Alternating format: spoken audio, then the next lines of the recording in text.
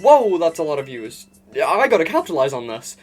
If only there was some kind of sequel I could make another video on, like a new Super Mario Bros. 2. Can you beat the third new Super game, New Super Mario Bros. 2? Good one, Nintendo. While always crouching. The rules are fairly straightforward. I must always be holding down on the D-pad, aside from the small exceptions of pipes, doors, and the world map, as those are more transitional pieces rather than actual gameplay.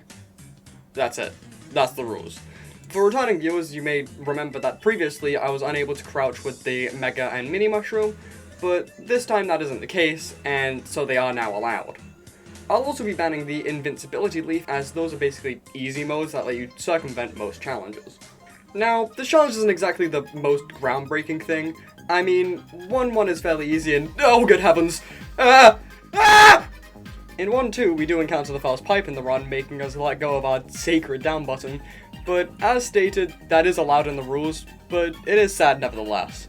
Then moving to 1-3, that level is also easy. And if you're wondering, yeah, I got the red coins. After beating one tower, which was also easy, Roy comes in to yell at you, and then just leaves. What does that mean? He just kinda came down and just was like, What is that? Was that supposed to be threatening? He just kinda yelled at me and then ran away. Then we don't die in 1-4, and yeah, I got the red coins. 1-5 is a water level, meaning it's unchanged, and then 1-castle is actually a little interesting.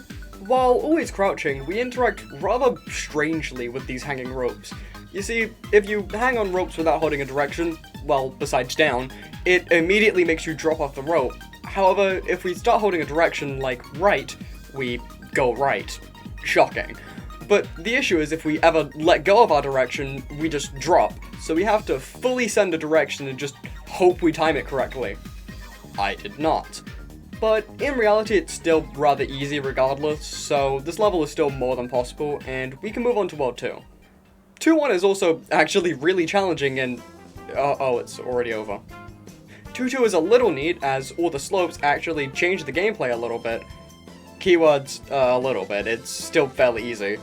And yeah, I got the red coins.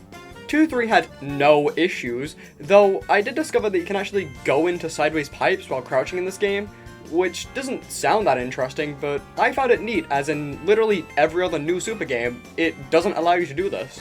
2-tower is easy, so long as we don't get crushed by the you f***ing idiot. 2-ghost house actually has our first real problem of the run. There comes a point in the stage where you're intended to simply walk past some stairs, though if you want to go on top of them, you simply just jump. I don't think I need to spell out why this is a problem. While we should be able to build up enough speed to simply slide underneath it, they gave us an annoyingly small amount of space to build up speed. But it is possible, only to be met with the same thing again with even less space to build up speed. Now, that's just insulting. I actually started to question if doing this was even possible. It was possible. 2-4 had nothing, 2-5 had nothing, and 2-castle has, oh jeez. Whoa, whoa, whoa, whoa, whoa, whoa, whoa, whoa! What? Moving to World 3, 3-1 has nothing, a surprise sub-area! 3-2 has water, so you know how that level went.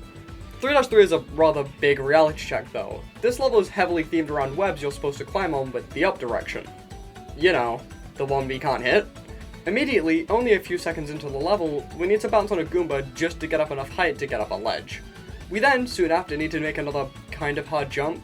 Then after that, we need to jump on an enemy with a Tanuki suit just to make it over another large gap. Trust me, we need the Tanuki suit. Then, finally, we're hit with another high ledge. Unfortunately, we have nothing to bounce us up this time, so this ledge is actually impossible to scale. Luckily, I did have one more plan to get us past this, a sub-area that could potentially place me after the ledge. But just before I could try that, I died and lost my Tanuki suit, so I had to quickly go back to 1-3 and get some more. Now that I'm back, I went to the sub-area and it was just a star coin. With all other resources exhausted, I had to deem this level impossible, but luckily for me, this level is on a split path. a split path that requires star coins that I, for some reason, have been avoiding like the plague.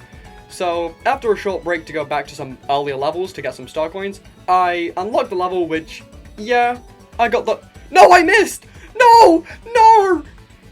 In 3 Tower, they decided to combine the two most well-liked elements in platformers, underwater and auto-scrollers.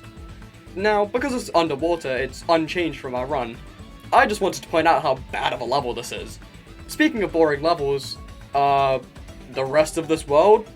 Yeah, the rest of this world has nothing of note. Then moving to World 4, it also doesn't have much of note. Though, that's a funny looking Goomba. I like that Goomba.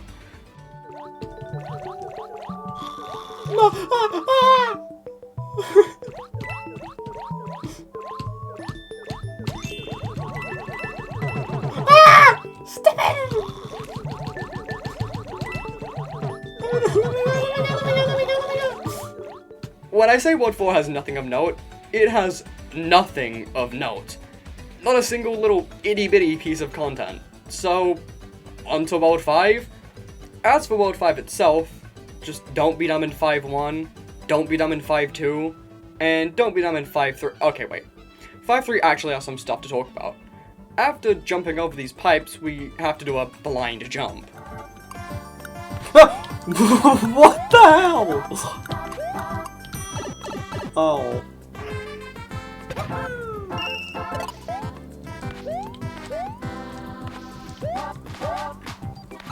No! Yes! Then after that, we reach 5 Tower and— oh. Oh no. To explain why this is such an issue, we can't actually climb on that fence, as to do so, we need to press up. So, is it helpless? Actually, no. There are these note blocks that if you bounce on, it puts you in a strange state where you can actually wall jump, but as you may have already noticed, that's still not far enough. We need some Tanuki suits. So after going back and getting those, we can barely make this jump and go through the door and— God damn it! Even if we bounce off the Koopa, this isn't like the note block and doesn't put us in the state where we can wall jump. Trust me, I kept trying, but it just doesn't. So, now what? The level is clearly impossible, and if we look at the world map screen, there's no alternative path to this level. And if we look at the world map screen, even the secret worlds lead straight back to World 5. Or at least, they're supposed to. Just hear me out for a second. The secret exit in World 3 requires a mini mushroom, so I purchased a toad house to get one, and now we're back in 3 Tower to get the secret exit. The secret exit itself has nothing of note, so now we're off to the cannon, which puts you in an auto-run state, which means that you can't crouch, making the level unchanged for this challenge. So, now I'm in the secret world, World Flower. But why? Well, what if I told you there was a secret path in the secret world? And what if I told you it was in the very first level? Now, unfortunately, this does make us have to do another level before reaching the cannon, and the reason that is unfortunate is because it's an auto-scroller, which is stinky. But it's still very possible. So, onto the cannon, which is once again unchanged. And of course, unchanged means I kept dying. Oh, that level was not designed with the P in mind. What?! Oh no! This is bad. What?! I don't understand that one. I understand now. Now, moving to World 8, the first level is actually a little tough, as avoiding the falling rocks with our slower moveset actually requires some effort. But it's still more than possible. Then the ghost house makes you wait 10 seconds for a block that appears with no indication that's what you're supposed to do, else it'll send you further back in the level, which isn't relevant to the challenge. I just wanted to point out that really bad level design. 6-2 doesn't really have anything of note, but 6-3 has a Kaizo block. You! What?! The tower is easy, but 6-4 has these sloped platforms I gotta stay on, and they don't actually count as slopes. They're prime slope angles, why don't they count as slopes? After a quick 6-5, we find ourselves at the castle, which...